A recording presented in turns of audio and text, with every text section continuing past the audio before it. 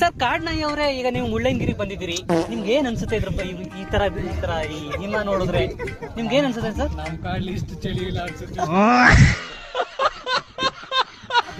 Sir ಹೇಳಿ sir, serious ಮಾತಾಡಿ. ನಿಮ್ಗೆ ಏನ್ ಅನ್ಸುತ್ತೆ ಸರ್? ಆ ಭಾಷೆಗೆ ನೀವು ಧಕ್ಕೆ ತೆಗೆದಿದ್ದೀರಾ.